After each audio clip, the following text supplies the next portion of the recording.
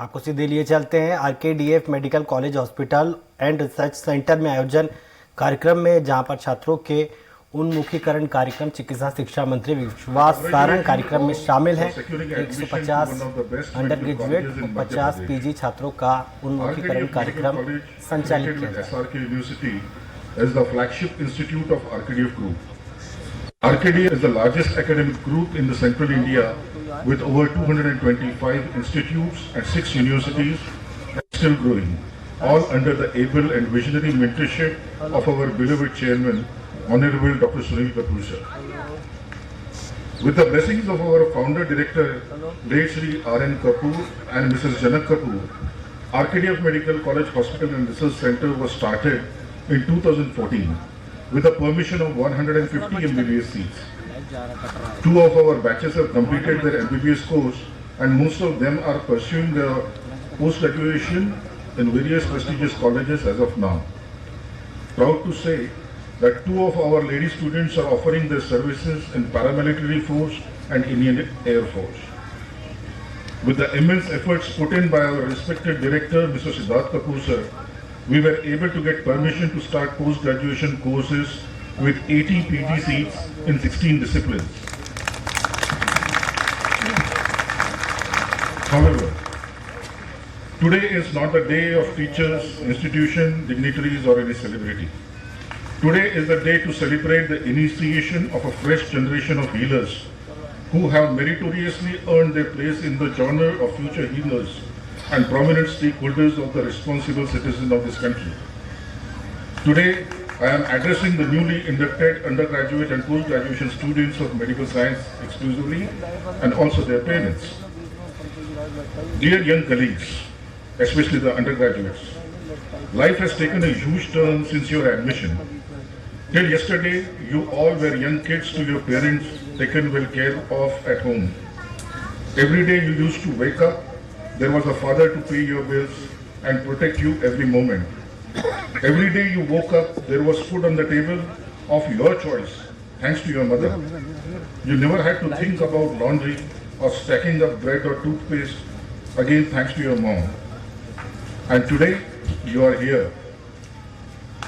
Unknown roommates, mess, food, sweeping your room yourself, washing your own clothes, youth syllabus, draconian teachers, seniors breathing on your neck, life suddenly turns very eventful. Though much has already been informed during the previous session of orientation, I would like to add an important paradigm to it. For the next 4.5 years of graduation or 3 years of post-graduation, the learning process is already well structured. Teachers know how to lead you step by step to your desired competencies, wherein each one of you shall eventually come out as a competent Indian medical graduate and a specialist. Are we just going to be a degree holder or are we going to change, to cause a change in the society? Do we want to heal the man or do we want to heal the mankind? That is the question we need to answer ourselves on day 1 today. Let me give you a small story and I would like to have your attention for this. 50 years ago, in the early 70s, a young man from a middle class family in Punjab got admission for MBBS and he did his post-graduation in pediatrics. Eventually, the young doctor landed up in Bhopal with his wife, Dr. Sadhana, a gynecologist, and 2 small kids, Siddharth and Shi. They started practice on the outskirts of Bhopal. Looking at the commitment to patients, they used to have an OPD of around 400 patients morning as well as evening. Good way to live by all standards for a doctor even today. But this man was a visionary. Instead of minding his personal fortunes, he chose to change the lives of millions of young Indians by offering them affordable and quality education. He worked day and night for this dream, and in less than 25 years, here we see the maverick through 225 colleges and 6 universities, giving purpose to the lives of millions of students. None other than our respected chairman, Dr. Sunil Kapoor sir. He has etched his name in the history as a doctor coming from nowhere with a magic wand of compassion and hard work, painting a rainbow of hope for everyone. The another example I would like to quote is equally scintillating. India, under the able leadership of our dynamic Prime Minister Mr. Narendra Modi ji, has been causing vibrant storms of positive changes across the globe. World is admiring the astronomical growth of India since last decade. Under his able guidance, a young and dynamic leader of Madhya Pradesh, who has been given the charge of medical education by our Chief Minister Mr. Shivraj Singh Ji Chauhan, also had a desire to cause transformation in the learning process in medical colleges. He himself being always attached with the youth, especially at grassroots, he was aware that most of the students getting admission in medical college come from Hindi medium. A sudden change in the medium of instruction, Hindi to English, that too with innumerable alien technical terminologies, used to put the students into jeopardy. They had to struggle with the language first and subject later. In order to ease their learning, this young minister took the bold decision of offering medical education in vernacular Hindi language, create and make the textbooks of medical subjects available in Hindi. Thus, Madhya Pradesh became the first state in entire country to invite vernacular medical education, the program that was inaugurated at the hands of none other than our Home Minister Mr. Amit Shah ji last year. We all know the initiator, creator and enforcer of this life-changing alchemy, the man with the Midas touch. Allow us to thank you and show our gratitude for everything you have done for our students with a great round of applause, our very own Minister of Medical Education, Mr. Vishwas Sarangi. The reason behind sharing these two stories is not only to recognize them, but also to learn from them. It is easy for anyone to earn and feed his family. Do you have it in you to feed your dreams? Alone, you may reach heaven.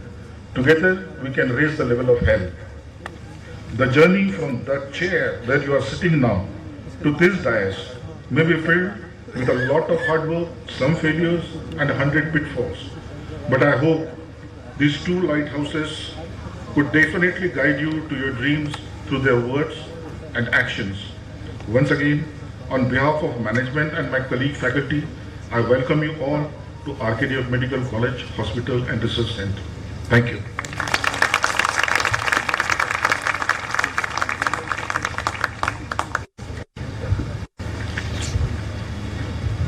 बहुत धन्यवाद हमारे अधिष्ठाता महोदय doctor Hemant Gadekar जी।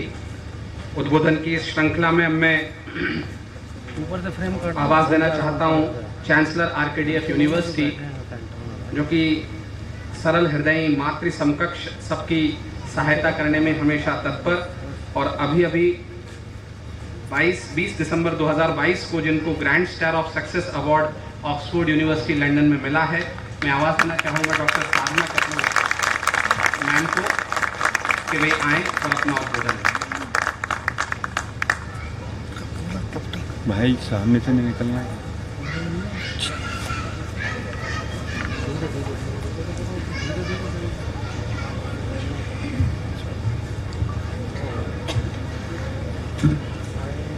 Most respected मेरे प्रिय भाई, इस प्रदेश के इंटेलेक्चुअल नेता, मेडिकल एजुकेशन श्री विश्वास सारंगी, विशेष अतिथि यूनिवर्सिटी नियामक आयोग के अध्यक्ष श्री भरत शरण जी, all intellectuals on dais, chancellors of all universities, vice chancellors, principals, dean, professors, assistant professors, all guests, parents and my dear students.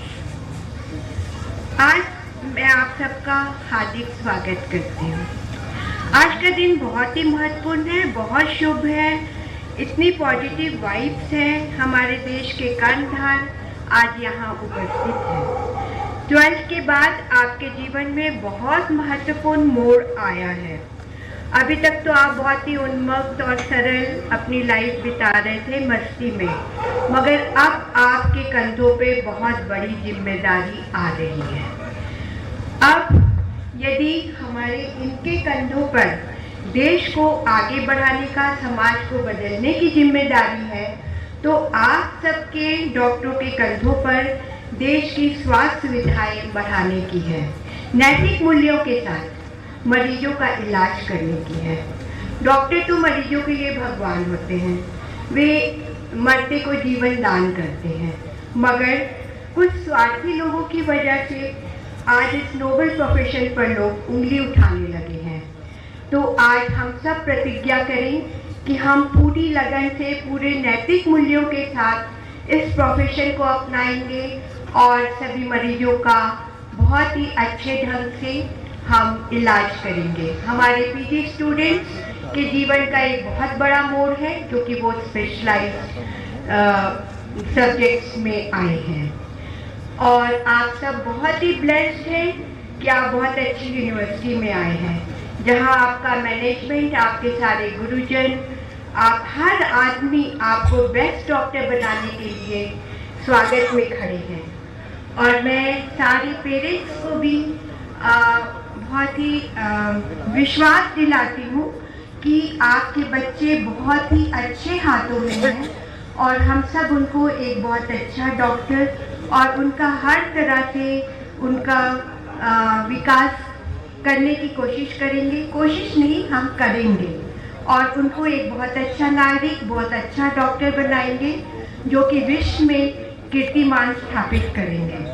हमारी यूनिवर्सिटी ने विश्व में बहुत से रिसर्च में बहुत से कीर्तिमान स्थापित किए हैं और हमने जैसे carbon capture plant that is third in the world जो हमारी यूनिवर्सिटी में है।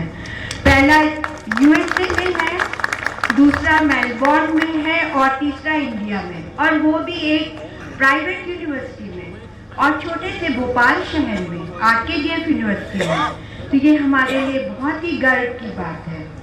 दूसरा, हम बुखारी जो कि हमारे जवानों के लिए होता है, उसमें भी हमने कुछ मॉडिफिकेशन कर रहे हैं हम लोग।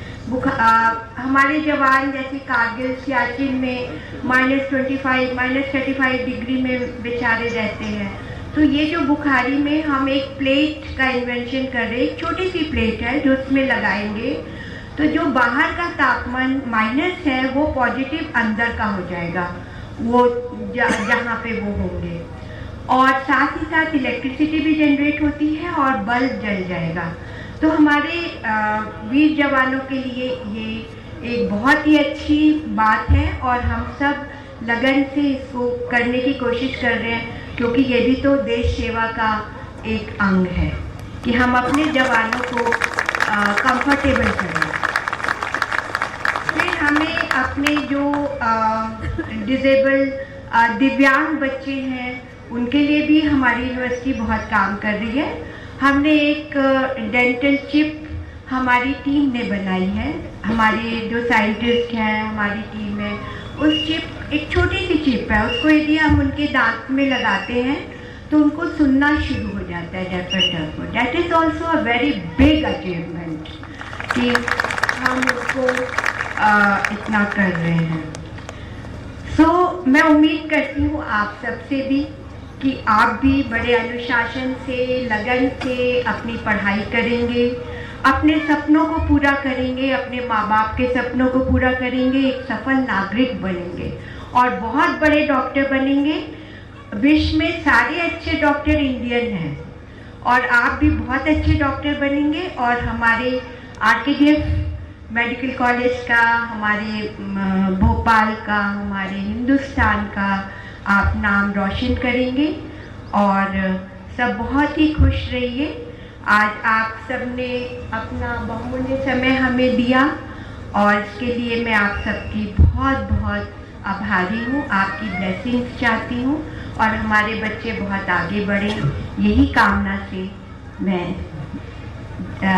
बंद करती हूँ अपना, और जय हिंद।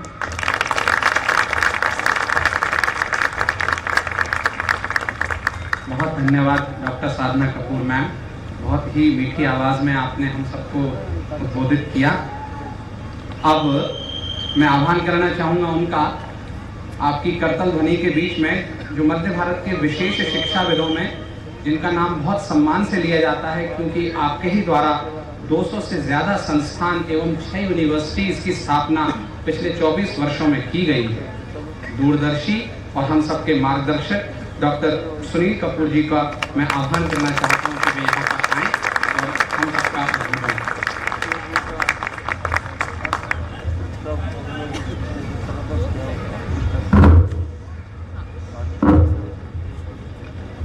मेरे प्रिय भाई परम आदरणीय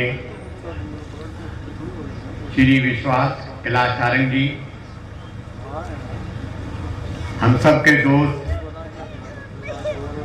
यूनिवर्सिटी नियामक आयोग के चेयरमैन डॉक्टर भरत शरण सिंह जी और प्रिय दोस्तों, लास्ट वीक जब मैं यूके में गया तो पहली बार मुझे पता चला कि यूके ने अपना प्राइम मिनिस्टर आउटसोर्स कर दिया। एक हिंदुस्तानी यूके का प्रधानमंत्री बन गया। आयरलैंड गए तो वहां का प्रधानमंत्री भी हिंदुस्तानी हो गया है। आधे से ज्यादा लंदन इंडियंस ने खरीद लिया। जब भी हम यूके में घूमे, अलग अलग शहरों में गए, हिंदू संस्कृति का सबसे बड़ा केंद्र इंग्लैंड बन गया। बड़ा अच्छा लगा। मैडम का भाषण हुआ, 42 देशों के राजदूत और मंत्री आए थे। 10 मिनट मुझे भी बोलने का मौका मिला। जब मैंने उनको बताया कि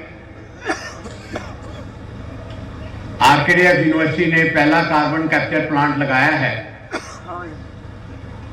तो अलग तरह से उन्होंने स्वागत किया।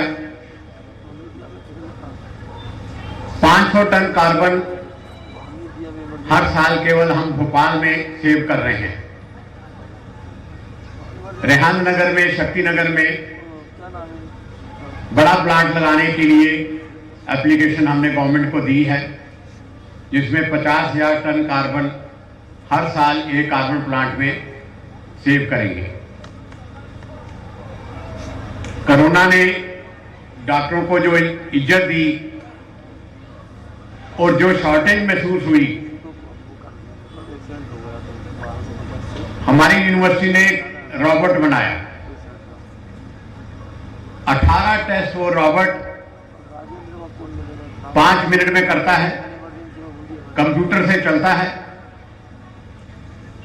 और 1 घंटे में 20 पेशेंट के सारे पैथोलॉजी टेस्ट हो जाते हैं।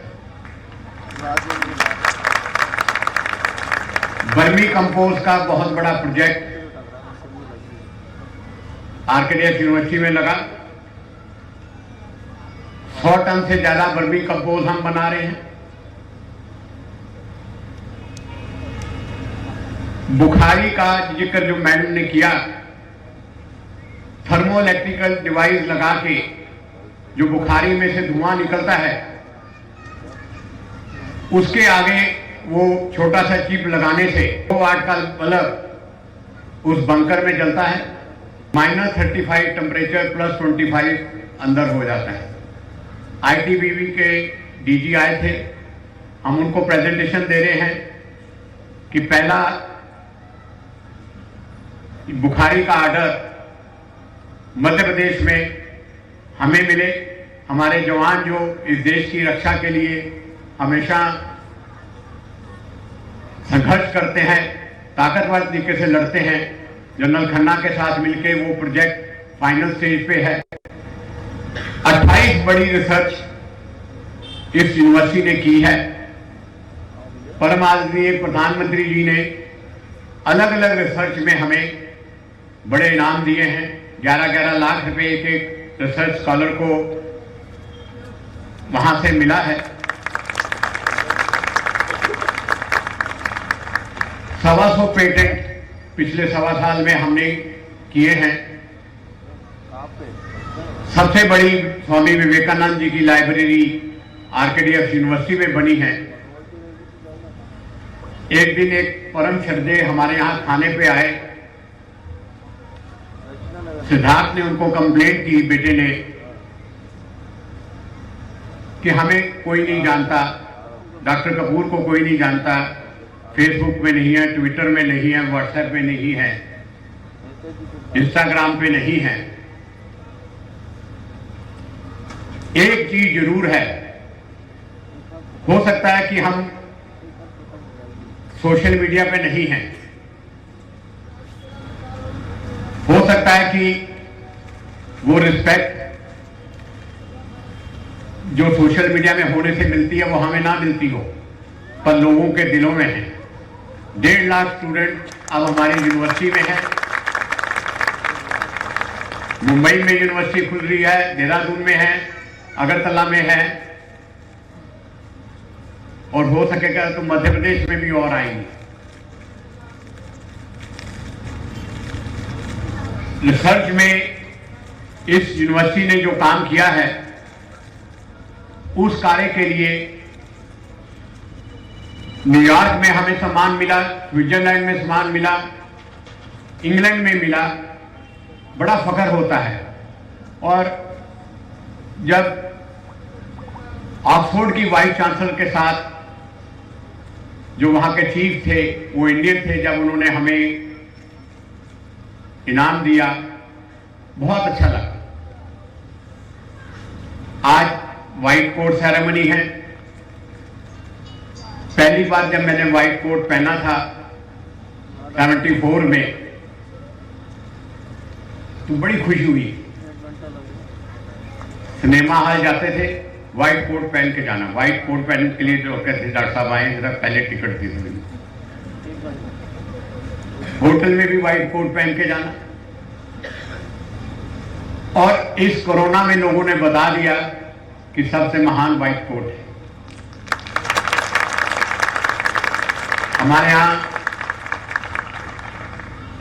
मेरे परम प्रिय मित्र विश्वास सारंग जी ने पहला ऑक्सीजन प्लांट जो इंपोर्ट किया था कोरोना में लगाया। मेरी इनकी पहचान पिछले 30 साल से, जब ये भी बड़े छोटे थे, पहला यूनिट इनके ब्रदर ने लगाया, मैंने भी लगाया। तो रोज एक बार जरूर एक दूसरे से मुलाकात होती थी। बड़ा अच्छा लगता है। नया साल है 2023, हम लोगों के लिए भी बड़ा शुभ है। भगवान से यही प्रार्थना है कि हम मेरी एक सीढ़ी और चढ़े और विश्वास भाई भी एक सीढ़ी और चढ़े।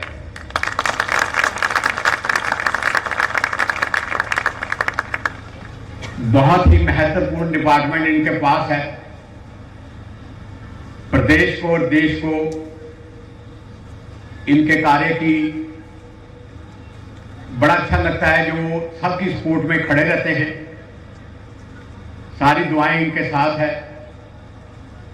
यंग डॉक्टर्स को, पीजी स्टूडेंट्स को मेरी तरफ से बहुत बहुत बधाई। आप सबके लिए हमें कभी भी आपको जरूरत लगे तब मुझे आप बता सकते हैं। जय हिंद, वंदे मातरम।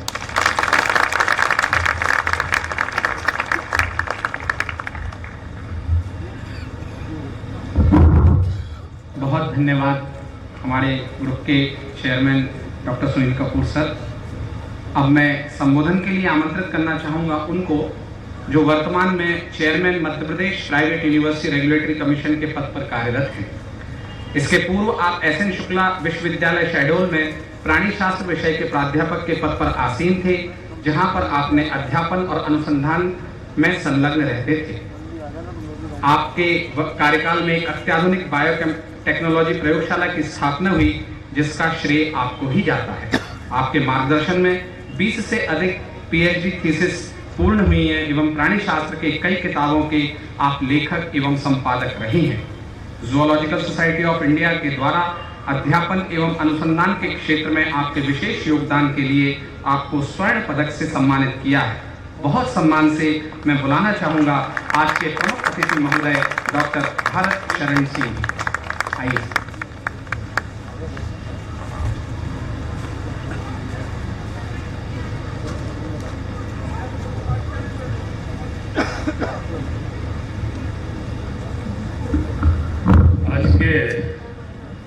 ओरिएंटेशन प्रोग्राम के मुख्य अतिथि श्री विश्वास सारंग जी, मध्य प्रदेश के ऊर्जावान चिकित्सा स्वास्थ्य मंत्री, इस समूह की चांसलर डॉक्टर साधना कपूर जी, डॉक्टर सुनील कपूर, आपके बारे में बताया गया, दिखते नहीं, तो the man behind the gun who fire, यानी बंदूक नहीं चलती, बंदूक के पीछे जो मनुष्य रहता है वो बंदूक चलाता है। उस तो हवा भी नहीं दिखती, लेकिन हवा की प्रेजेंस एक एक पल हमको अभिप्रेत करती है। सिद्धार्थ कपूर जी, विश्वविद्यालय के कुलपति रुचि चौबे और अधिष्ठाता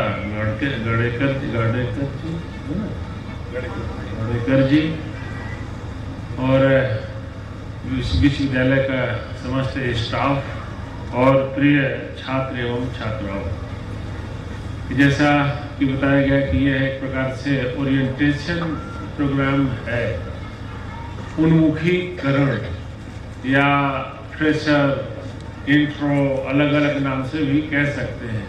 अभी तक तो नीट के माध्यम से आप लोगों का प्रवेश ही चलता रहा। अब एक प्रकार से आप लोग अब पूरी तरह से अगले 4-5 वर्षों के लिए, 6 वर्षों के लिए पीजी करेंगे, तो और ज़्यादा एक लंबे समय के लिए इस संस्थान के साथ आप जुड़ गए हैं। और जब हम संस्थान के भाग हो गए तो हमें किस प्रकार से लोगों के साथ उठना बैठना, परिचय, रिलेशन, संपर्क रहे, और अभी आप लोग एक दूसरे से बहुत ज़्यादा परिचित नहीं होंगे। हो सकता है कोई किसी क्षेत्र का होगा, कोई किसी क्षेत्र का होगा, और उस क्षेत्र के लोगों का आपस में परिचय होगा, या कुछ विद्यार्थी ऐसे भी होंगे जो किसी एक ही संस्थान से 2-4 लोग आए होंगे, एक ही शहर से आए होंगे, तो उनका परिचय होगा। लेकिन यहाँ तो पूरा भारतवर्ष ही है, पूरे भारतवर्ष के लोग यहाँ पर एडमिशन लिए हैं, मेडिकल फील्ड में लिए हैं, तो अब ये आप एक दूसरे से परिचय प्राप्त करेंगे। और ये केवल परिचय ही नहीं, बल्कि पर्सनालिटी डेवलपमेंट में अपने आप को सपोर्ट करता है। आप अपने आप को एक असेसमेंट करते हैं, हम कहाँ पर हैं, ये कहाँ पर है, कहाँ पर है। कोई अच्छा टैलेंट कोई दिखेगा तो ये लगेगा अरे हमको भी ऐसा बनना चाहिए। आपके टीचर हैं, स्टाफ हैं, उनको किस प्रकार से कैलिबर है, तो इस प्रकार से एक एक चीज़ आपके पहली दृष्टि के अंतर्गत होनी चाहिए, और आप बहुत कुछ सीखने का प्रयास करिए। वैसे तो अलग अलग सब्जेक्ट में, पाठ्यक्रम में तो अलग अलग प्रकार के चैलेंजेस रहते हैं, लेकिन यदि किसी को चैलेंज और चुनौती नहीं है तो यह फील्ड है जिस फील्ड में आप लोग आए हुए हैं, मेडिकल फील्ड, वो मेडिकल हो, पैरामेडिकल हो, मेडिकल से जुड़ा हुई कोई फील्ड हो। आज भी आप लोगों के पास डिप्लॉयमेंट का चैलेंज नहीं है, किसी प्रकार की कोई समस्या नहीं है। आप तो बस अपनी पढ़ाई पूर्ण करिए और बाकी समाज आपका इंतज़ार कर रहा है। आप कहीं भी अच्छे से सब कुछ कर सकते हैं, लेकिन इसके करने से आपकी एक बड़ी जवाबदारी और भी बढ़ जाती है। मैडम साधना कपूर ने बताया कि वैसे तो इंडियंस की वैल्यू विश्व में थोड़ा ज़्यादा ही है, और जो भी कुछ कारण हो, पिछले 1-8 दशक से भारत के प्रति और भी आकर्षण समूचे विश्व का हो गया है। और जो एक ग्लोबल लीडरशिप की बात हो, एक वैश्विक नेतृत्व की बात हो, वसुधैव कुटुंबकम, संस्कार, संस्कृति, कल्चर, लाइफ स्टाइल, जीवन पद्धति, परिवार भाव की बात हो, तो सबकी नज़र भारतवर्ष के ऊपर है कि देखो भारतवर्ष में कैसा, भारतवर्ष में कैसा। और सबसे बड़ा उदाहरण तो उस समय मिल गया जब G20 की जो लीडरशिप है भारत को मिल गई। यानी जो हम ये कह रहे हैं एक ग्लोबल लीडरशिप, वो केवल सैद्धांतिक या केवल मौखिक नहीं है, वो प्रमाणिक है। अभी G20 की लीडरशिप भारतवर्ष को मिली, ये वास्तव में बड़ी चीज है। और एक विषय चल रहा है भारत अमृत महोत्सव, स्वराज 75, आजादी के 75 वर्ष, बल्कि स्वाधीनता के 75 वर्ष, बल्कि स्वतंत्रता के 75 वर्ष में थोड़ा सा कुछ स्पष्ट करने की आवश्यकता है। स्वाधीनता के 75 वर्ष तो कह सकते हैं कि हम 15 अगस्त 47 को स्वाधीन हो गए, अपने अधीन हो गए। अंग्रेज थे, वो चले गए और हम अपने स्वाधीन, अपने अधीन हो गए। लेकिन तंत्र अब धीरे धीरे स्वतंत्र हो रहा है। स्वयं का बनाया हुआ तंत्र अब हमारे सामने आ रहा है, अन्यथा अभी तक तो पुराना ही चल रहा था और फॉरवर्ड और कैरी फॉरवर्ड हो रहा था। अब राष्ट्रीय शिक्षा नीति की बात करें तो यह फॉरवर्ड और कैरी फॉरवर्ड ही हो रही थी, जिसके पीछे मैकाले का ही प्रभाव दिख रहा था।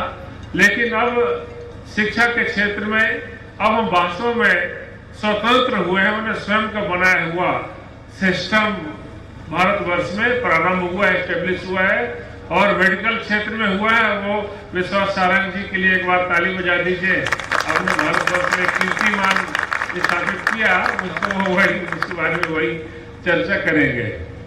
अब चूंकि हम यहाँ सब यूथ हैं, युवा हैं, देखो हमने सब कह दिया, ये हो सकता है स्लिप ऑफ टंग हो गया हो, 3 लाइन छोड़ करके सब यूथ हैं, ऐसा बोले क्या? हम सभी, हाँ ठीक है। युवा तो एक मानसिकता है। आप देखिए, मैंने 80 ईयर्स के लोग भी जब एक स्वभाव रहता है 24 घंटे काम करने का, तो एक युवा एक स्वभाव है। और अभी स्वराज 75 की बात चल रही थी, तो ये अमृत महोत्सव नाम आया 1947 से 2047। 2047 में शताब्दी वर्ष होगा। अब जब हम शताब्दी वर्ष में पहुंच रहे होंगे, उसके एक आध दशक पूर्व से ये स्थिति भारतवर्ष के सामने आ जानी चाहिए कि हम वास्तव में उन लक्ष्यों को पूर्ण कर रहे हैं, प्राप्त कर रहे हैं, जो वास्तव में एक ग्लोबल लीडरशिप के लिए आवश्यक है। और ये भी कल्पना करिए, ये हमारी लोगों की जवाबदारी बढ़ जाती है कि 2047 में भारतवर्ष किन के हाथों में होगा। ठीक है, आज तो आप लोगों के हाथ में है,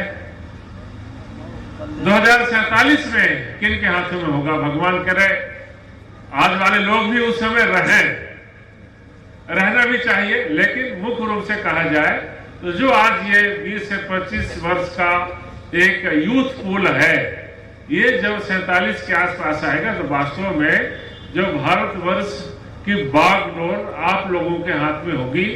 और हम अभी से उस दिशा में आगे बढ़े कि जब ऐसा कर पाएंगे तो वो कहलाएगा अमृत। ये एक्सरसाइज इस प्रयासों के बाद जो मक्खन अमृत, तो वो अमृत 2047 उस हम भारतवर्ष को कहाँ ले जाएंगे।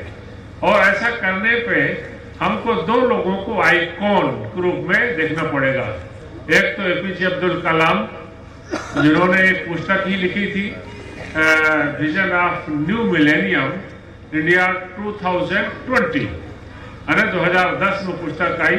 और 10 साल बाद 2020 का भारत को यदि हम यहाँ तक ले जाना है तो इस रूट का, इस मार्ग का प्रयास करना होगा। और दूसरा नाम स्वामी विवेकानंद। आज 5 तारीख है, 12 जनवरी को स्वामी विवेकानंद जी की जयंती आने वाली है। और स्वामी विवेकानंद को हम राष्ट्रीय युवा दिवस के रूप में मनाते हैं।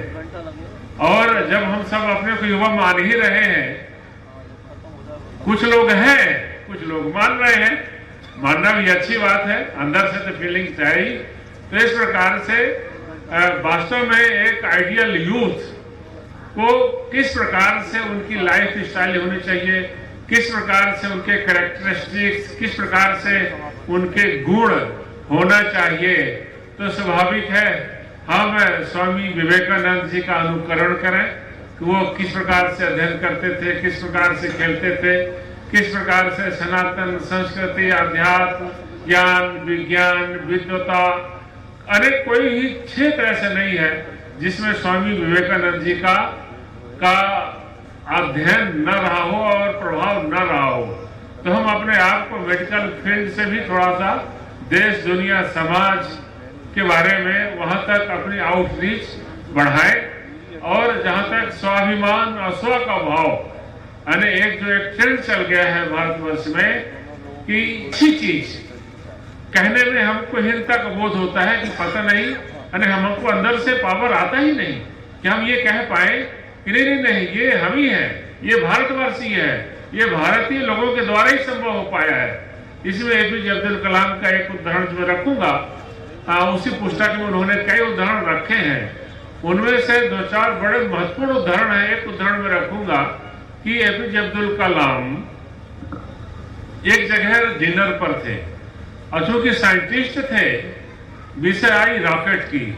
जब रॉकेट का विषय आया, जैसे रॉकेट के विषय आया, एक इंटेलेक्चुअल्स, वैज्ञानिक, अब आप कल्पना कर सकते हैं कि राष्ट्रपति के डिनर में राष्ट्रपति के आसपास यदि कोई होगा, कोई साधारण व्यक्ति नहीं होगा, राष्ट्रपति जरूर नहीं होगा, वो तो एक ही रहेगा, लेकिन राष्ट्रपति के समकक्ष रहने वाला कोई साधारण व्यक्ति नहीं होगा और उनके सराउंडिंग में रहने वाला कोई एक इंटेलेक्चुअल साइंटिस्ट। जैसे रॉकेट की बात आई, उन्होंने आज से 1000 वर्ष पूर्व ये एक्सप्लोसिव मटेरियल रॉकेट की ये चाइना से आई थी और 13वीं सदी में उसका भारत में उपयोग हुआ। एपीजे अब्दुल कलाम ने उधर देखा, बोले आपके पास इसका कोई डॉक्यूमेंट्री प्रूफ है? ऐसा हमने कहीं देखा तो नहीं, लेकिन ऐसा हमने सुना है कि 1000 वर्ष पूर्व चाइना से तकनीक आई थी। अब देखिए, अने मुफ्त में ब्रांडिंग जिसको कहते हैं, अब किसकी ब्रांडिंग? किसी दूसरे देश की, अने अपने को ही, अने अंदर से ही। फिर उन्होंने कहा ठीक है, मैं आपको एक उदाहरण देता हूं। उन्होंने कहा कि मैं एक बार लंदन गया था और लंदन के पास एक बुलिच नामक स्थान है। बुलिच के पास एक रोटुंडा म्यूजियम है।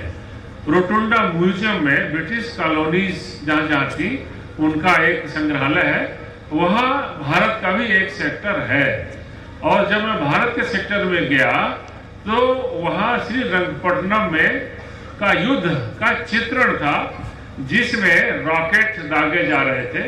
उन्हें 400-500 पुरानी बात है, यानी रॉकेट में ऐसे आयरन क्रिस्टल्स लगा कर छोड़ दिए जाते थे और अंग्रेजों की सेना में रॉकेट गिर करके फूटता था और सेना में भगदड़ मच जाती थी, लोग बाग मर जाते थे। तो इस प्रकार से दुनिया में पहली बार इसका रॉकेट का उपयोग भारतवर्ष के श्रीरंगपट्टनम के युद्ध में हुआ। मैंने जैसे ऐसे बोला तो एक दूसरे इंटेलेक्चुअल ने कहा कि वो हैदर अली ने, टीपू सुल्तान ने वो तकनीकी फ्रेंच से मंगवाई थी। ऐसा एपीजे अब्दुल कलाम लिखते हैं। ये भी लिखते हैं कि मैं नाम न लिखते हुए एक संदर्भ ऐसा उदाहरण देते हैं। तो एक जगह चाइना आ गया, एक जगह फ्रेंच आ गया, बगैर किसी मेहनत के, और ये लाने वाले हम ही आप में से कोई है। तो फिर एपीजे अब्दुल कलाम ने एक पुस्तक का डिटेल बताया, international economics of space exploration, written by sir Bernard Lovell. ये जो ब्रिटिश राइटर है, उन्होंने कहा कि ब्रिटिश ऑथर्स ने इस पुस्तक को लिखा है और वो लिखते हैं कि दुनिया में पहली बार रॉकेट का उपयोग श्रीरंगपट्टनम के युद्ध में अंग्रेज ब्रिटिश सेना के विरोध में किया गया, जिसका विलियम पिट जो इंग्लैंड के प्राइम मिनिस्टर थे, उन्होंने अपने क्रेसर लीथ जो रक्षा सचिव के माध्यम से क्रॉम्पटन ग्रीव्स को भारत में भेज करके और उस रॉकेट का अध्ययन कराया और उसका एडवांस वर्जन बना करके और ब्रिटिश आर्मी ने डिफेंस में उसको सम्मिलित किया और बोलोंग हार्बर और कोपेनहेगन के 1905 और 7 युद्ध में दूसरी बार रॉकेट का उपयोग किया। दूसरी बार, यानी पहली बार तो श्रीरंगपट्टनम में हो चुका था। तो इस प्रकार से दुनिया कहती है भारत में हुआ है और भारत ये दिलवश करता है नहीं नहीं नहीं नहीं, ये वहां हुआ है, वहां हुआ है। उनका मतलब यह है कि जो हमारे इस स्तर के लोगों में इंटेलेक्चुअल, साइंटिस्ट, बड़े बड़े बुद्धिजीवी, एक जो हीनता की ग्रंथि आ गई है कि हम अंदर से अपने आप को इनकरेज नहीं कर पाते ये कहने के लिए कि शून्य हमारा, पाई हमारा, ये हमारा, वो हमारा। तो इस हीनता की ग्रंथ को निकाल दो और ये मान के करो कि जो कुछ भी है हमने ही दुनिया को दिया है। ये एपीजे अब्दुल कलाम कहते हैं, जिसको अपन को आदर्श मानना पड़ेगा। और दूसरी बात मैं बात पूरा करूंगा स्वामी विवेकानंद जी का, कि ये तो एपीजे अब्दुल कलाम भी कहते थे कि हमको एक लक्ष्य निर्धारित करना है। लक्ष्य आपका निर्धारित है ही, मेडिकल फील्ड में है, लेकिन मेडिकल फील्ड तो आजकल तो मल्टी डिसिप्लिनरी भी आ गया है। मेडिकल के लोग क्षेत्र में भी जा रहे हैं। और मैडम ने बताया कि इंडियंस डॉक्टर होना ही अपने आप में एक बहुत बड़ा एक आत्मविश्वास है दूसरों को लिए। यानी आप गल्फ से देखिए, इस्लामिक कंट्री से लेकर देखिए, अफ्रीका के लोग देखिए, वो देखते हैं यदि फॉरेन में भी, अच्छा नाम से तो लगता है कि ये इंडियन डॉक्टर है, अच्छा इंडियन है, तब तो इसी को दिखाएंगे, अच्छा होगा। कहीं सर्जरी की बात आती है, 4 डॉक्टर है, तो लोग आप देखते हैं कि इनमें से तो भारतीय एक भी नहीं है। अच्छा एक भारतीय होता है, चलो ठीक है, निश्चिंत हो जाओ, तब एक इंडियन डॉक्टर तो है 4 में से। अरे दुनिया का जो हम भारतीय डॉक्टरों के ऊपर एक विश्वास है, तो उस विश्वास पर खरे उतरना है। तो एक लक्ष्य निर्धारित करना है, लक्ष्य तक पहुंचने के लिए मार्ग बनाना है, और मार्ग बनाने के बाद उस मार्ग पर चलना भी है। जब हम चलेंगे तो हम मंजिल तक पहुंचेंगे। और जो युवाओं के लिए 5 बातें उपनिषद में बताई गई, तैत्तिरीय उपनिषद में, युवा स्यात् साधु ध्यायक है, आशिष्ठो दृढ़िष्ठो बलिष्ठो तस्य पृथ्वी सर्ववितच्च। अन्य विस्तार में न जाते हुए एक आदर्श युवा, आइडियल यूथ को कैसे होना चाहिए? युवा स्यात् साधु गुड मैनर्ड। अब गुड मैनर कैसे खड़े होना है? अभी हम भी खड़े हैं तो सही तरीका नहीं है, क्योंकि हम अपना वजन दाहिने पैर में रखे हुए हैं और बाएं पैर को लूज किए हुए हैं। खड़े होने का ये तरीका है, ठीक है। माइक ही थोड़ा सा नीचे है तो अपन को झुकना पड़ता है, चलो ठीक है। तो इस प्रकार से चलो तो लगे कि हाँ युवा चल रहे हैं, तो छोटों से कैसे बात, बड़ों से कैसे बात। यूथ हमको और आपको भी टारगेट में रखता है। सर ने कैसी हेयर स्टाइल है, सर ने कैसी कंघी की है, सर के कैसे कपड़े हैं, सर किस प्रकार से मोबाइल में बात करते हैं, वो फॉलो भी करता है किस प्रकार से आप, फिर वो उसको पायरेट भी करता है, ठीक है, और उसे सीखता है। तो ऐसे गुड मैनर्ड स्टूडियस, यानी आपको अध्ययनशील तो सभी को होना चाहिए, लेकिन डॉक्टर को तो अध्ययन करना ही चाहिए। अब 80-80 साल के डॉक्टर हैं तो भी नए नए रिसर्च पेपर देख रहे हैं, अरे इसमें तकनीकी आ गई, ये मेडिसिन ऐसा हो गया, ये ड्रग ऐसा हो गया। अपने आप को अपडेट रखना, यदि भी अध्ययन सभी को जरूरत है, तो इस प्रकार से अध्ययनशील भी होना चाहिए और आशावान, बहुत जल्दी निराश नहीं होना चाहिए, बिल्कुल आशान्वित, आशा से आकाश थमा है।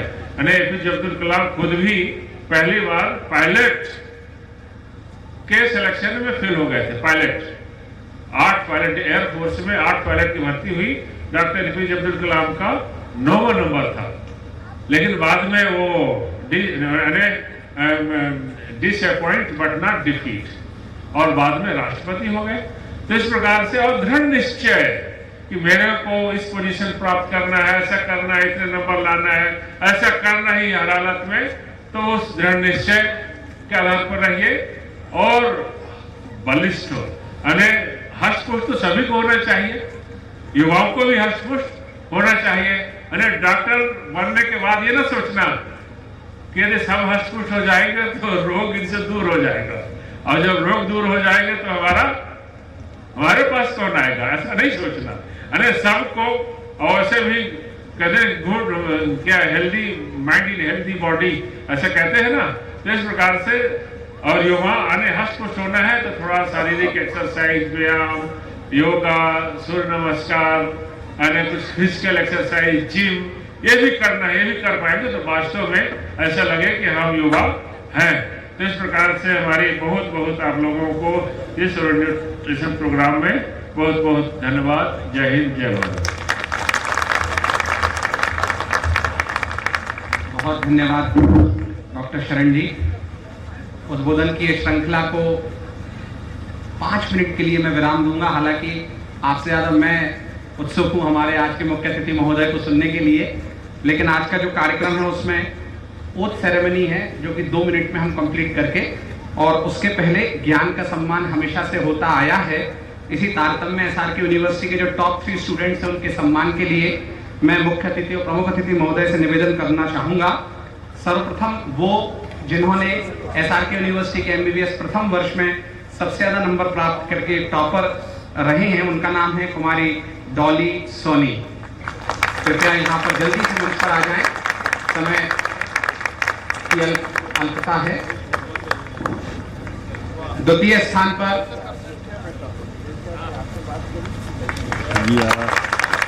करतल ध्वनि से हम सभी स्वागत करेंगे। दूसरे स्थान पर कुमारी पलक राय। आपको बताना कि पहले दूसरे तीसरे स्थान पर लड़कियां हैं और बहुत प्रसन्नता का विषय है। और तीसरे स्थान पर कुमारी खुशी हाइडिया।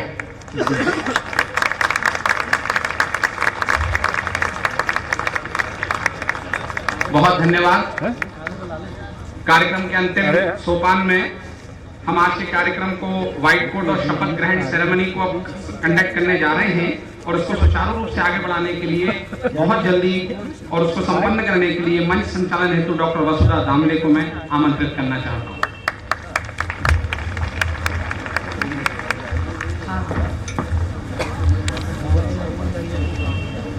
एक इधर से मारना चाहिए।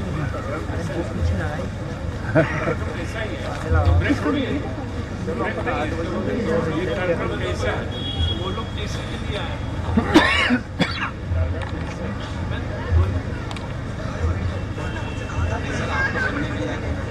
good evening everyone, and on behalf of RKDF Medical College, I welcome you all for White Coat ceremony for batch 2022-23. All the dignitaries on dais, faculty members, students and parents. We are all proud of you for your excellence in prestigious NEET exam and for all the hard work you have done so far, and now for earning this white coat and being a part of this institute. So many congratulations to all of you. The white coat ceremony is a rite of passage for medical students and was created by Arnold T. Gold, pediatric neurologist in 1993 at Columbia University. As a symbol of something much greater, our commitment to take the best care of each other and our patients. White is the symbol of purity, and white coat symbolizes the purity of purpose being affirmed in becoming a health professional. So putting on the white coat and encouraging the students to oath are the major aspects.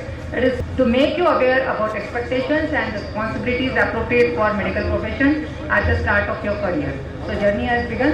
Let it be full of enthusiasm, passion and dedication. Sky is not the limit. So now we are looking forward to seeing you where this journey takes you, defining your personal meaning of life in relation to your talents, passion and profession, as well as what you can give to the wider world. Now most awaited moment is putting on this white coat on your shoulder. I request first 10 students to come on the dais, and I request all the dignitaries on the dais to bless our youngsters with a white coat.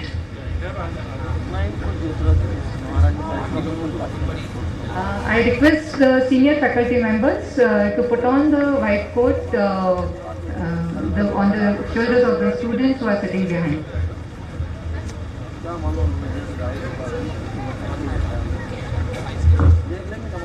And I also request all the students, after putting the white coat, to come forward near the dais for oath taking ceremony.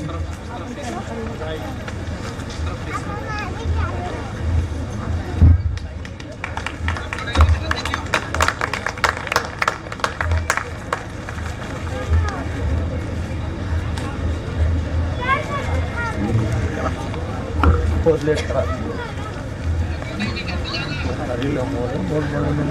बहुत लंबा plan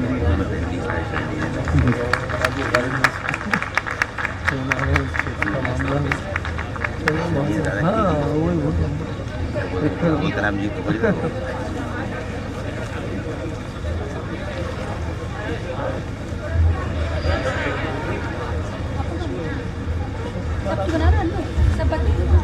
I request all the first MBBS students to come in front of the dais for taking the oath.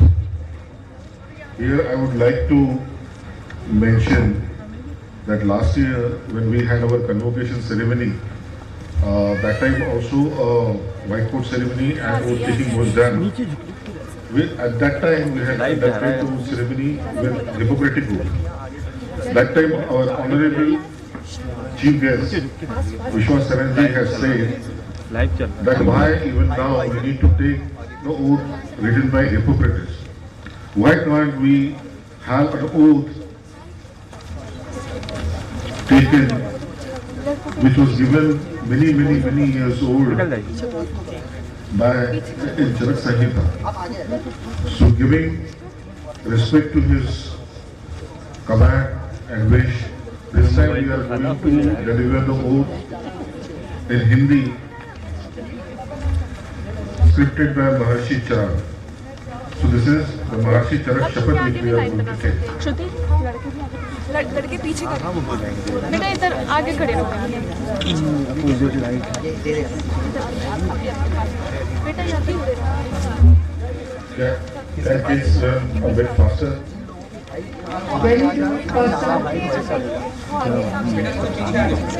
चलिए इनके पीछे जाना है लड़कियों के पीछे भैया नीचे झुक के निकलिए यार कृपया लड़के पीछे 2 लाइन में आओ यहाँ पे आप पीछे जाइए लड़कियों के पीछे जाना है आपको वॉइस क्विकली वॉइस लोग पीछे आ जाएगा लड़के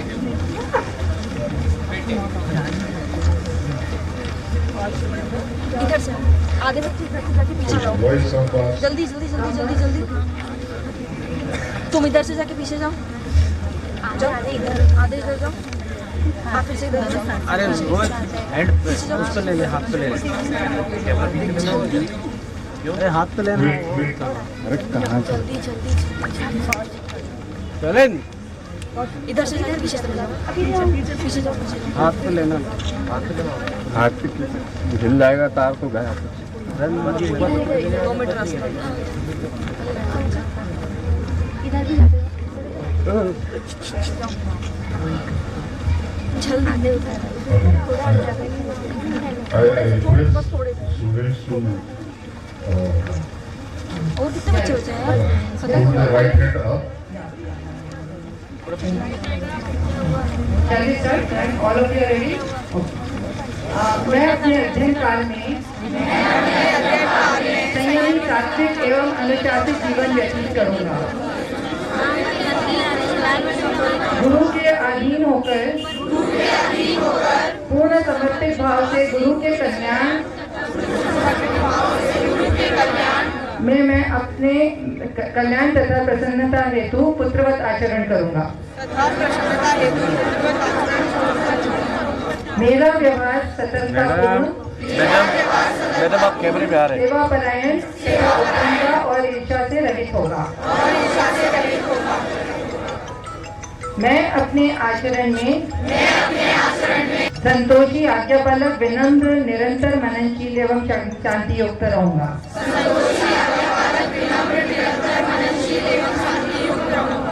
गुरु के अभीष्ट लक्ष्य के प्रति संपूर्ण सामर्थ्य से प्रयत्नशील रहूंगा। चिकित्सक के रूप में मैं अपनी सफलता, यश एवं अर्थ प्राप्ति के लिए मैं सदैव अपनी विद्या का उपयोग प्राणी मात्र के कल्याण हेतु करूंगा। अत्यधिक व्यस्तता एवं विश्रांति की अवस्था में मैं भी दिन रात रोगी की सेवा हेतु आत्मवत तत्पर रहूंगा। निस्वार्थ एवं अर्थ लाभ के लिए किसी रोगी का अहित नहीं करूंगा तथा परस्त्री एवं पराये धन की कामना नहीं करूंगा। अनैतिकता मेरे विचारों में भी नहीं आएगी। मेरी वेशभूषा शालीन एवं प्रभावशाली होगी तथा मेरा व्यक्तित्व प्रेरित करने वाला होगा। मैं सदैव मधुर पवित्र उचित आनंदवर्धक सत्य हितकारी तथा विनम्र वाणी प्रयुक्त करूंगा तथा अपने पूर्व अनुभवों का प्रयोग करते हुए ज्ञान के विकास एवं नवीनतम उपलब्धि के लिए निरंतर प्रयत्नशील रहूंगा।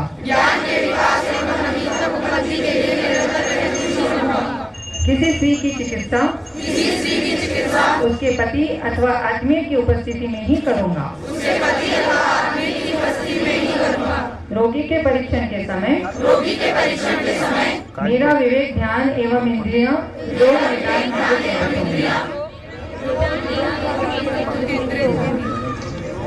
मैं रोगी या उसके घर में संबंधित गोपनीय बातों पर प्रचार नहीं करूंगा। मैं मरणासन रोगी की विवेचना नहीं करूंगा क्योंकि वह रोगी या आत्मीय जनों को आत्मघारक हो सकती है। मैं अधिकृत विद्वान होते हुए भी अपने ज्ञान की अभिव्यक्ति अहंकार के रूप में नहीं करूंगा क्योंकि इससे रोगी के स्वजन अपमानित अनुभव कर सकते हैं। Thank you so much and thank you all the dignitaries on the dais. बहुत धन्यवाद डॉक्टर वसुधा दामले मैम एवं सभी प्रथम वर्ष के जितने भी यहाँ पर छात्र छात्राएं मौजूद हैं। अपने लिए एक बहुत अच्छे से कर्तव्य ध्वनि से अपना स्वागत खुद कर। आज आपने एक ऐसा प्रण लिया है जो आपके जीवन भर आपके काम में आएगा। अपना अपना स्थान ग्रहण कर लें। हेलो काट दो वहां से। बहुत जल्दी अपना स्थान ग्रहण कर लें।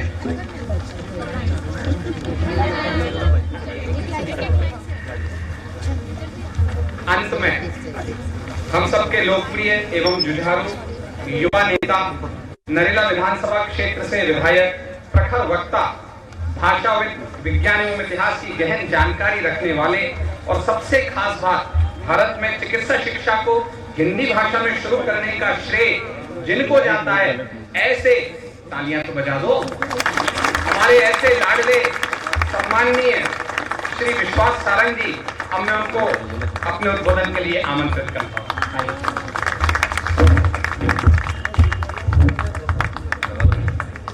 आज के इस कार्यक्रम में हमारे बीच में उपस्थित भाई नीचे झुक के नहीं। आदरणीय डॉक्टर सिंह साहब, आदरणीय डॉक्टर कपूर, आदरणीय भाभी जी साधना कपूर जी, सिद्धार्थ जी, खन्ना साहब, डॉक्टर हेमंत, बहुत सफल संचालन कर रहे मंजू, डॉक्टर जितेंद्र जी, यहाँ पर उपस्थित सभी फैकल्टी मेंबर्स, सभी स्टूडेंट्स, मैं बहुत बधाई दूंगा आप सबको डॉक्टर बनने की। हो सकता है अभी आप फर्स्ट ईयर में हो, पर अब यदि व्हाइट कोट पहन लिया है तो आप बहुत सुव्यवस्थित RKDF की डिग्री भी प्राप्त करोगे, ऐसा मेरा पूरा विश्वास है। बहुत लंबी बात करने की आवश्यकता नहीं है। सिंह साहब ने बहुत विस्तृत रूप से, बहुत अच्छे एग्जाम्पल के साथ हमें किस ढंग से जीना है, किस ढंग से हमारे जीवन में हमें अपने व्यवहार को रखना है, ये सब तो बताया ही। डॉक्टर कपूर ने, हमारी भाभी जी ने हिंदुस्तान और हिंदुस्तान का जलवा जो पूरी दुनिया में लगातार बढ़ रहा है उसके बारे में भी बताया। और मेरे बोलने के पहले, मेरे उद्बोधन के पहले जो आपने शपथ ली, वो शपथ में आपको क्या कुछ करना है इसके बारे में आपने मनन पूरी तरह से कर लिया। वैसे भी संकल्प और शपथ अपने आप में बहुत, सिंह साहब, बड़ी खतरनाक चीज होती है जो दिखती नहीं है परंतु वो महसूस की जाती है।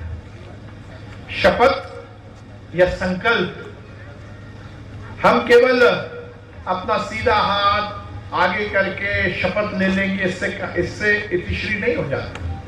हमने जो कहा है वो गाहे बगाहे ईश्वर को साक्षी मानकर उसको आत्मसात करने का प्रण लिया है।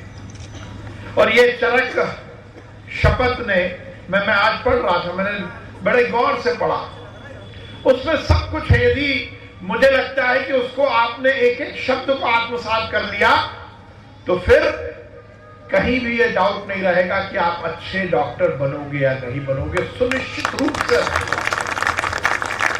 और वैसे भी मेरा मानना है, मैं तो एकदम इतर हूं डॉक्टर साहब, ये सब मेडिकल फील्ड वाले हैं और मैं इंजीनियर हूं। एकदम उल्टा मामला है, एक नॉर्थ पोल एक साउथ पोल।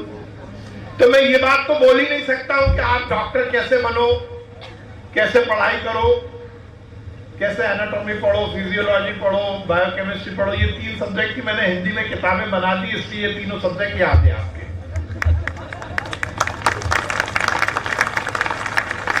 मैं ये भी नहीं कह पाऊंगा कि कैसे कुछ आप अपनी क्लिनिकल प्रैक्टिस को करो, क्लिनिकल ट्रेनिंग को करो।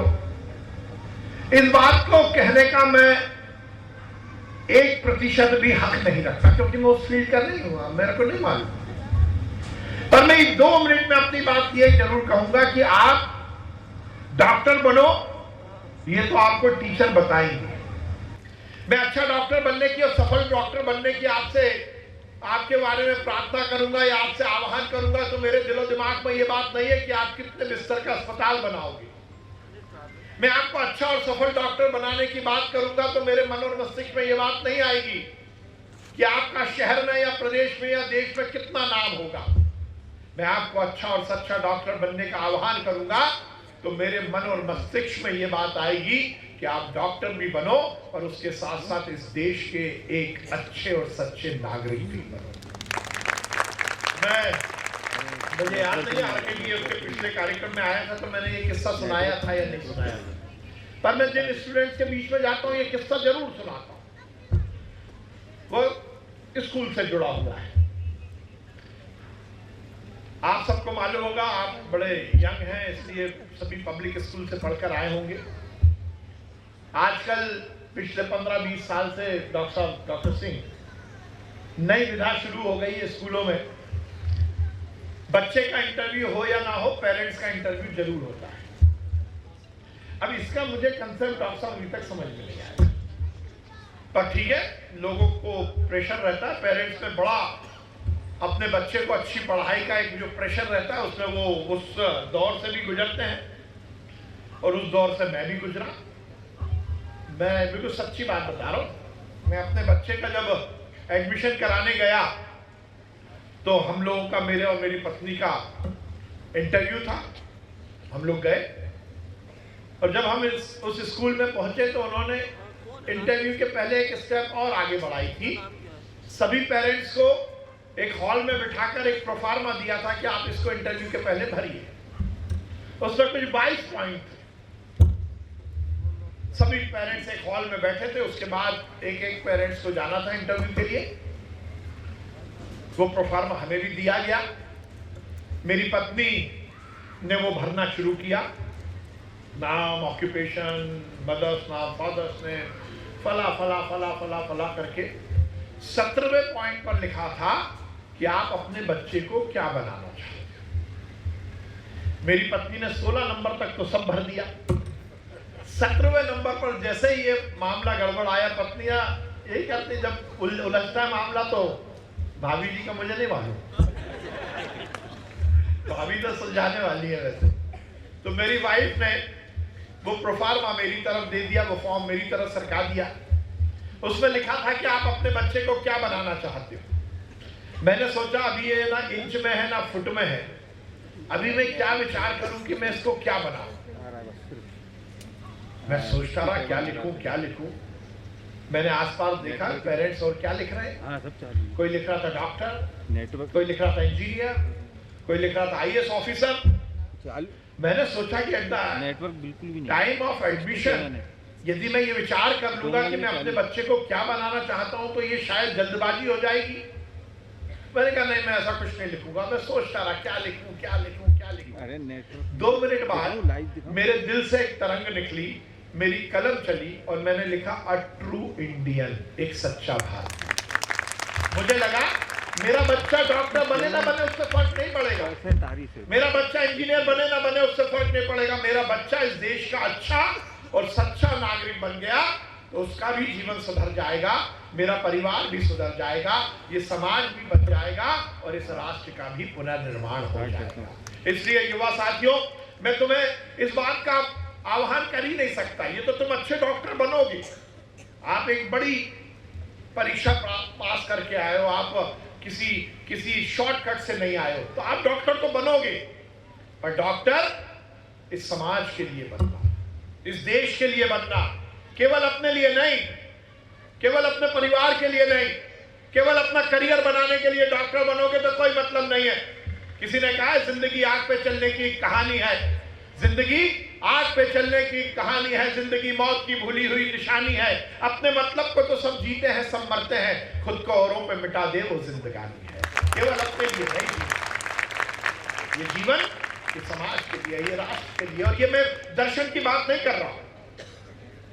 निश्चित रूप से आजादी के पहले नारा था कि इस देश के लिए मरना होगा, आज नारा बदल गया, इस देश के लिए जीना होगा, और अब इस देश के लिए जीने की बात मैं करता हूं तो निश्चित रूप से हमें हमारे मन और मस्तिष्क में रखना पड़ेगा कि मेरा टारगेट छोटा नहीं है, मुझे लंबा सोचना है, बड़ा सोचना है, बड़ा सोचना है तो मुझे इस देश के लिए सोचना है। अब्दुल कलाम का उदाहरण अभी डॉक्टर सिंह ने दिया।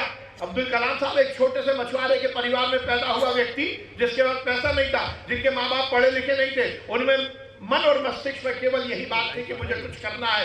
फेल हुए, पास हुए तो पूरे देश को पास किया, मिसाइल मैन बने, और उनकी तीक्ष्ण बुद्धि और उनकी क्षमता का परिणाम था एक मछुआरा का बेटा इस देश का राष्ट्रपति भी बना और सफल राष्ट्रपति। कहने का तात्पर्य है कि अपने लिए नहीं, अपना छोटा सोच, इस देश के लिए, समाज के लिए कुछ करो। भगत सिंह, राजगुरु, सुखदेव, अशफाकुल्ला खान, झांसी की रानी लक्ष्मीबाई, खुदीराम बोस, ऐसे हजारों क्रांतिकारी ने इस बात की फिक्र नहीं की कि मेरा करियर क्या बनेगा। वो डॉक्टर नहीं बने, वो इंजीनियर नहीं बने, उनके पास गाड़ी नहीं थी, उनके पास बंगला नहीं रहा, उनका कोई वंशज इस देश की राजनीति में नहीं आया। पर आज भी 100-125 साल बाद जब ऐसे लोगों का नाम आता है तो हमें प्रफुल्लित होकर हम उनके लिए ताली बजाते हैं। क्यों? क्योंकि उन्होंने समाज के लिए, इस देश के लिए कुछ किया। इसलिए युवा साथियों में तो मैं आह्वान कर रहा हूं, अच्छे डॉक्टर बनो, सफल डॉक्टर बनो, पर उससे बड़ा है कि अच्छे इंसान जरूर बनो। इस देश की दिक्कत यही रही कि इस देश में पुल के निर्माण की बात हुई, डॉक्टर साहब, इस देश में पुल के निर्माण की बात हुई 75 साल में, इस देश में बड़े बड़े कारखानों के निर्माण की बात हुई, इस देश में बड़े बड़े ब्रिजेस के निर्माण की बात हुई, पर इस देश में व्यक्ति के निर्माण की बात हुई। जब तक व्यक्ति का निर्माण नहीं होगा तब तक देश का निर्माण नहीं, और उसके लिए जरूरी है हम सुधरेंगे, जग सुधरेगा, हम बदलेंगे, जग बदलेगा। मैं खुद आत्मसात करूं, अपने मन में और मस्तिष्क में ये विचार करूं, और इसलिए मैं तुम सब युवा साथियों को आह्वान करना चाहता हूं। आज देश में एक नया कलेवर के साथ देश खड़ा हुआ है। अभी G20 की बात कर रहे थे, पूरी दुनिया में हिंदुस्तान का नाम पूरे सम्मान से लिया जा रहा है। पूरी दुनिया इस बात को लेकर विश्वास कर रही है कि यदि आगे आने वाले समय में इस दुनिया को सही दिशा कोई दिखा सकता है तो वह हिंदुस्तान दिखा सकता है। 75 साल की आजादी हमारी निकल गई, हम अमृत महोत्सव मना रहे हैं। आज हम देखिए इस देश में एक नया उत्साह हमें देखने को मिल रहा है, पूरी दुनिया हमारी तरफ देख रही है। ये समय हमें मिला है कि हम अपने अपने करियर को बनाते हुए देश के निर्माण में अपना सर्वस्व लगाएं। मैं युवा साथियों को मैं आह्वान करना चाहता हूं, हम पूरी तरह से प्रयास कर रहे हैं। मैं ये राजनीतिक मंच नहीं है, पर मुझे यहाँ कहते हुए कहीं कोई संकोच नहीं है कि इस देश में एक ऐसा नेतृत्व नरेंद्र मोदी के रूप में काम कर रहा है जो देश की आबो हवा को बदलने का काम कर रहा है, पूरी दुनिया में हिंदुस्तान का नाम रोशन कर रहा है, हर स्थान पर हिंदुस्तान आगे बढ़ रहा है। और इस समय पर यदि हमें जीवन जीने का मौका भगवान ने दिया है तो निश्चित रूप से हम सौभाग्यशाली है। उठो युवा साथियों, पूरी ताकत के साथ पढ़ाई करो, पूरे मन लगाकर पढ़ाई करो, पर ये पढ़ाई केवल अपने लिए नहीं, केवल अपने परिवार के लिए नहीं, ये पढ़ाई इस देश के लिए होनी चाहिए, ये पढ़ाई समाज के लिए होनी चाहिए। एक अच्छे और सच्चे नागरिक बनने की संकल्प के साथ अपने जीवन को जियो, देख लेना मजा आएगा। मैं बोल रहा हूँ, ताकत के साथ कह रहा हूँ, मजा आएगा। और हम यदि हम इस विचार के साथ अपने जीवन को जीते हैं तो निश्चित रूप से हम सफल होते हैं। मैं आप सबको बहुत बधाई देता हूँ, परमपिता परमेश्वर से कामना करता हूँ कि आप सब बहुत सफल हो। अब हम नेता लोग हैं डॉक्टर साहब, हर तरह के कार्यक्रमों में जाना होता है, उद्घाटन भी करना होता है बहुत जगह, इस तरह के संकल्प के कार्यक्रमों में भी आना पड़ता है। अब कपड़े की दुकान के उद्घाटन में जाओ तो बोलो कि भैया आपका दुकान बहुत चलेगी, आदमी खुश हो जाएगा। नाई की दुकान के उद्घाटन में जाओ तो बोलो भैया तुम ज्यादा लोगों की हजामत बनाओ। यदि अस्पताल के उद्घाटन में आ जाओ और बोल दो तुम्हारा अस्पताल ज्यादा चले तो बोल देते लोग कि तुम साला बीमार। अब इन डॉक्टर्स को जो बनने वाले हैं या जो पीजी वाले, इनको मैं ये बोल दूं तुम्हारे पास बहुत सारे पेशेंट आए, तो यहाँ पे स्वराज एक्सप्रेस में मैंने देखा कि लाइव चल रहा है, तो जितने मेरे कॉन्स्टिट्यूएंसी के लोग देख रहे होंगे वो कहेंगे क्या भोपाल को बीमार बनाना चाहते हो? तो मैं तुमसे ये तो नहीं कहूंगा कि तुम्हारे पास बहुत सारे मरीज आए, पर मैं ये कहूंगा कि जो मरीज आए वो ठीक होकर जाए, निरोगी होकर जाए। ये भगवान धन्वंतरी का आशीर्वाद मिल जाए, आपके हाथ में इतना गुण आए, इतना यश मिले कि आप जिसको हाथ लगाओ वो ठीक हो जाए। और देखो मैंने डॉक्टर साहब एक आध बार मेरे ऑफिस में आए, सिद्धार्थ मेरे ऑफिस में आता रहता है। आजकल सिंह साहब मैंने युवाओं से ही दोस्ती की, इन लोगों को छोड़ता जा रहा हूँ, नई पीढ़ी को पकड़ो, मामला ठीक है। तो सिद्धार्थ मेरे ऑफिस में आता रहता है, मैंने अपनी कुर्सी के पीछे भजन की एक लाइन लिखी हुई है कि प्रभु आपकी कृपा से सब काम हो रहा है, करते हो तुम कन्हैया मेरा नाम हो रहा है। तो मेरा ये मानना है कि जो जहां है, जिस स्थान पर है, इट इज ऑल प्रिस्क्राइब, ये भगवान ने भेजा। हम जबरदस्ती इतराते रहते हैं कि ये मेरा, ये मेरी गाड़ी, ये मेरा बंगला, ये मेरी दौलत, ये मेरी शोहरत, ये मेरी पद, ये मेरी प्रतिष्ठा, बल्कि it is all due to God, ये भगवान के कारण है। इसलिए मेरा मानना है कि जो जहां है, जिस स्थान पर मैं लेता हूं, ये मेरी काबिलियत नहीं है, भगवान ने लिखकर भेजा, प्रिस्क्राइब करके भेजा है। यूनिवर्सिटी बनाने का, उनको परमिशन देने का काम डॉक्टर सिंह को दिया, देश भर की सबसे बड़ी यूनिवर्सिटी बनाने का काम सिद्धार्थ को और डॉक्टर साहब को दे दिया, भाभी जी के नेतृत्व में दे दिया, फैकल्टी मेंबर्स को अलग काम दे दिया। आपको काम भगवान ने क्या दिया कि आप डॉक्टर हो, और इस पृथ्वी पर भगवान के रूप में यदि किसी को पूजा जाता है तो डॉक्टर को पूजा जाता है। इसका मतलब यह है कि आप डॉक्टर बाय डिफॉल्ट नहीं बन रहे हो, ये भगवान ने लिखकर भेजा है कि आपके माध्यम से पीड़ित मानवता की सेवा होगी, जो दुखी है, जो बीमार है, जो मरीज है। इससे पावन काम और क्या हो सकता है? इसलिए युवा साथियों, ईमानदारी से काम करना, पूरी शिद्दत के साथ काम करना। वो चरक की, मैंने तो देखो अभी मेरा बेटा और बेटी डॉक्टर नहीं, वो तो लॉ कर रहे हैं, पर मैंने एक कॉपी रख ली इसकी अभी आज, और मैंने कहा कि आज रात को मैं उनको बोलूंगा कि तुम्हारे प्रोफेशन में जो चीज है उसको इस तरह से अपनी भी शपथ बनाओ। देखिए रामदेव बाबा बोलते हैं करने से होता है, जब तक हम विचार नहीं करेंगे ना, मन और मस्तिष्क पे बात नहीं उतरेगी। इसलिए ध्यान रखो, चरक की ये जो शपथ है ना, ये रस्म अदायगी नहीं है। मैं आपसे आह्वान करूंगा, आज शाम को, आज रात में जाकर सोने से पहले उसको पढ़ना, और केवल पढ़ना नहीं, उसको गढ़ना, मन और मस्तिष्क में लिख लेना। यदि तुमने उसको अक्षरशः पालन कर लिया तो निश्चित रूप से तुम बहुत सफल इंसान बनोगे। आप सबको बहुत बहुत बधाई, बहुत बहुत शुभकामनाएं। परमपिता परमेश्वर आप सबको शक्ति दे, यश दे, आप सब मिलकर अच्छे समाज का, स्वस्थ समाज का और शक्तिशाली हिंदुस्तान का निर्माण करो। इसी आशा और विश्वास के साथ बहुत बहुत धन्यवाद। भारत माता की जय, हिंदुस्तान जिंदाबाद।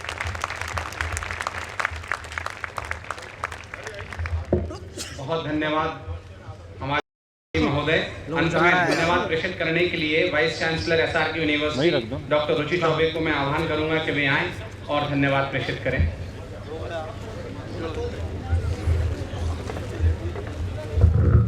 माननीय मुख्य अतिथि महोदय श्री विश्वास सारंग जी, कैबिनेट मंत्री मध्य प्रदेश शासन, माननीय विशिष्ट अतिथि doctor Bharat Sharan Singh, chairman MP private university regulatory commission, आयुक्त को हार्दिक धन्यवाद देती हूँ, जिन्होंने अपने व्यस्त कार्यक्रम से समय निकालकर इस कार्यक्रम की शोभा बढ़ाई।